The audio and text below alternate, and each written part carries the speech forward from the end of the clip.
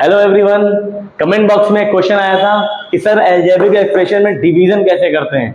Addition, subtraction, multiplication भी होता है, लेकिन कमेंट में सिर्फ डिवीजन के विषय में पूछा गया था। तो आइए डिवीजन को समझते हैं। और अगर आपको एडिशन, सब्ट्रैक्शन या फिर अलजेब्रिक एक्सप्रेशन को पूरा समझना है तो भी कमेंट में बताइएगा, उस पर एक वीडियो बना दूंगा। लेकिन इसको पहले अच्छे से समझते हैं, बहुत ही इजी तरीका है, इसको अच्छे से समझिएगा। ठीक है, आइए देखते हैं। हमारे पास क्वेश्चन दिया हुआ है x माइनस 4 से हम डिवाइड करने वाले हैं 3x square minus 11x minus 4 को। इसका हम डिवीजन करेंगे।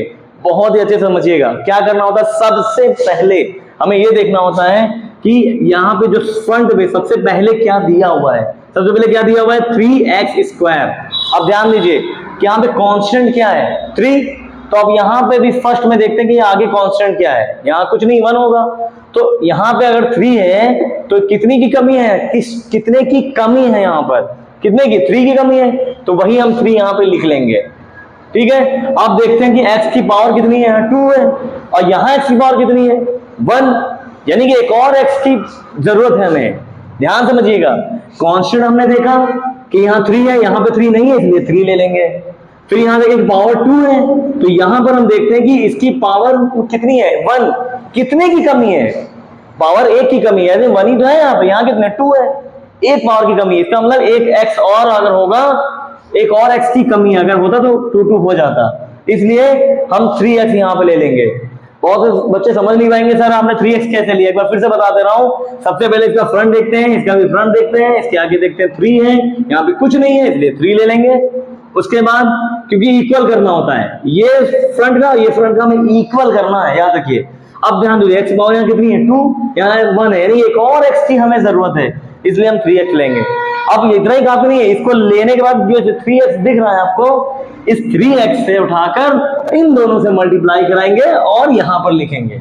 फिर से सुनिए, 3x को उठाएंगे, x से और 4 से दोनों से मल्टीप्लाई कराकर हम यहां पर लिखने वाले हैं। ठीक है, 3x का हम जैसे ही x से मल्टीप्लाई कराएंगे क्या आएगा, 3 और x का मल्टीप्लाई 3x स्क्वायर, देखिए इक्वल हो गया। अब 3x का मैंने कहा था दोनों से मल्टीप्लाई होगा, तो 3x का जब 4 से करेंगे तो 3 4 12x। अब क्या करते हैं, डिवीजन हम क्या करते हैं, साइन चेंज हो जाएगा, यहाँ प्लस है तो माइनस, और ये माइनस है यहाँ पे प्लस हो जाएगा। ठीक है, अब 3x प्लस का 3x माइनस का ये कट गया, कुछ नहीं बचेगा। लेकिन यहां पर ध्यान दीजिए, ये 11x माइनस का है और 12x प्लस का है, क्योंकि पहले माइनस था, साइन चेंज हो चुका है, तो ये प्लस वाली वैल्यू मानी जाएगी। तो प्लस में 12x है, माइनस में 11x, 12 में से 11 जाएगा, क्या आएगा, 1। तो 1 तो लिखते नहीं, केवल x लिखेंगे। अच्छा, पॉजिटिव या फिर नेगेटिव कैसे पता चलता है, दोनों में ग्रेटेस्ट कौन है, 12 के आगे क्या है, पॉजिटिव, इसलिए आंसर तो आपका जो आएगा वो x पॉजिटिव आएगा। ठीक है, अब क्या करेंगे, ये हमारा माइनस का 4 बचा हुआ, उसको एज इट इज यहाँ पे नोट कर लेंगे।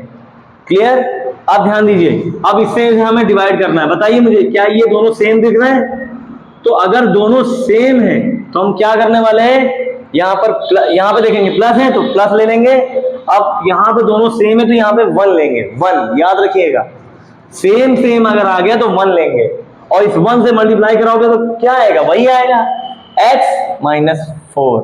यहां पे फिर से मैं बता देता हूं, x माइनस 4 हमने नीचे का है, आया क्या, x माइनस 4, इसके आगे साइन कौन सा था, प्लस का, इसलिए हमने प्लस लगाया। अब x माइनस 4 यहां भी, x माइनस 4 यहां भी, यानी कि एक भी मतलब ऐसा नंबर है जिसे 1 से मल्टीप्लाई कराए तो वही वैल्यू आ जाएगी, कुछ किसी चीज की कमी नहीं, दोनों सेम दिख रहा है, इसलिए केवल 1 लेंगे। और 1 से जब इसका मल्टीप्लाई कराएंगे तो सेम आएगा।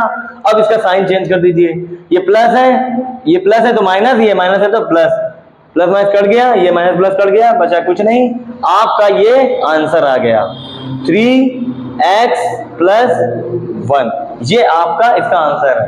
अब आपको कमेंट बॉक्स में इसको सॉल्व करना है, और इसको सॉल्व करके इसका आंसर आपको कमेंट बॉक्स में करना है, लिखना है। देखते हैं कितने बच्चे जो है इसको सॉल्व करके कमेंट बॉक्स में बताते हैं। और सुनिए, अगर आपके पास कोई भी क्वेश्चन है जो नहीं समझ में आ रहा है, चाहे वो अलजेब्रिक एक्सप्रेशन का डिवीजन हो, मल्टीप्लिकेशन हो, कोई भी हो, आप कमेंट बॉक्स में जरूर क्वेश्चन को डालिएगा, उसका मैं वीडियो बनाकर आपको दूंगा।